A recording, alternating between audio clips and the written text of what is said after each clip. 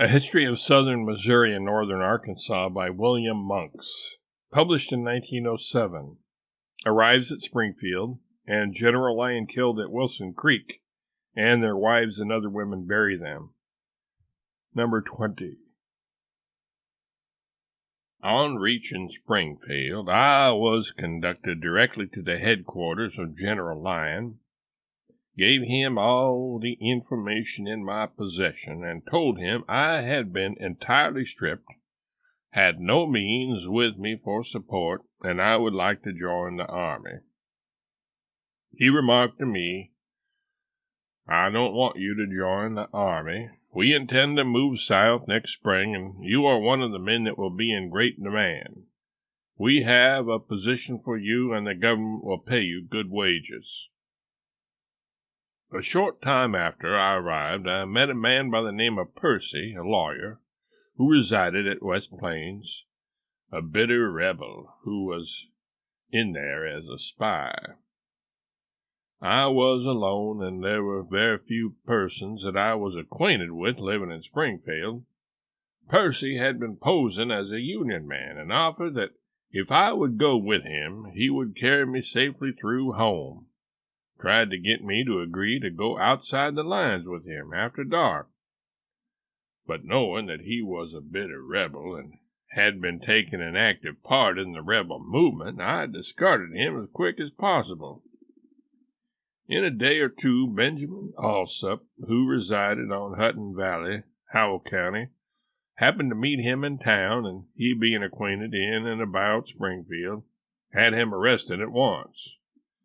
A man by the name of Moore, who was a strong Union man, lived about 2 miles from Springfield on the Wilson Creek Road, took me home with him for the purpose of resting up. He was the owner of a fine dappled gray gelding 4 years old. He made General Lyon a present of him.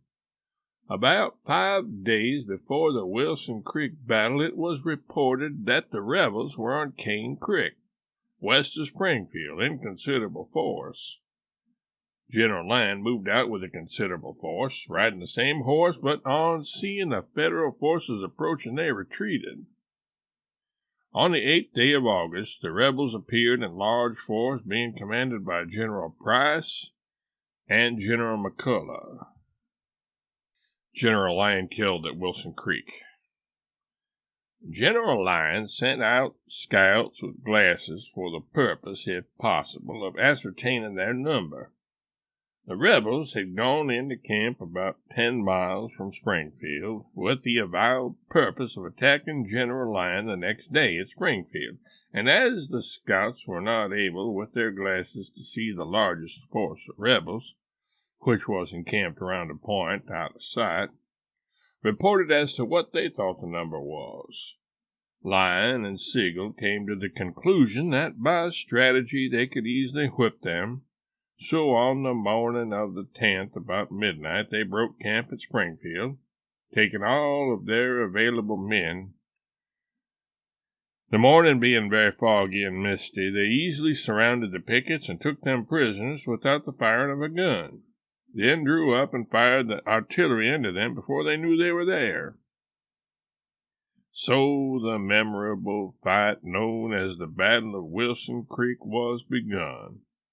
General Lyon rode the horse above referred to at the time he fell on the battlefield.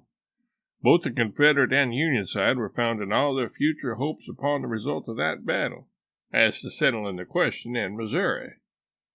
The author heard the artillery all day.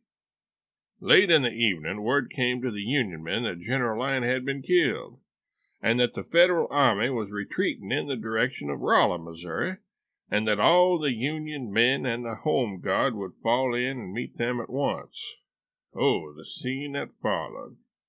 Men would hurriedly ride around, meet their wives and children, tell them that the battle was lost, and they were then retreating, and they had only time to come around and bid them goodbye, and to do the best they could, that they didn't know that they would ever be permitted to see them again. We could hear the wife and children crying and sending up the most pitiful petitions to God to have mercy. Everything on the Union side appeared to be dark, although it was a drawn battle, and the rebels commenced retreating at the same time, and retreated about 25 miles west. But on learning that the Federal troops were retreating, they faced about, taking possession of the battleground and all of the southern and western portion of the state.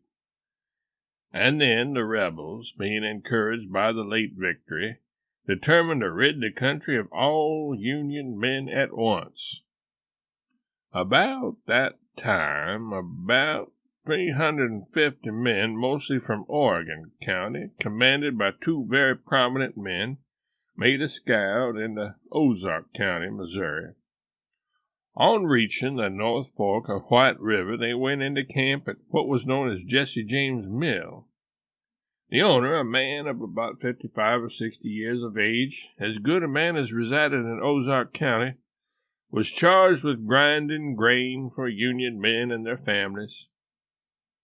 At the time, he and a man by the name of Brown were cutting saw logs about 2 miles from home in the pinery.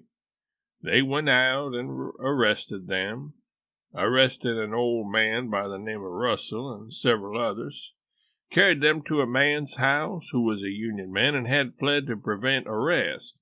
They took Brown and James about 300 yards from the house, procured a rope, hunted a long limb of a tree, rolled a big rock up to the first rope where it was tied to the limb, placed a noose around James's neck, stood him on the rock, rolled the rock from under him, and left him swinging.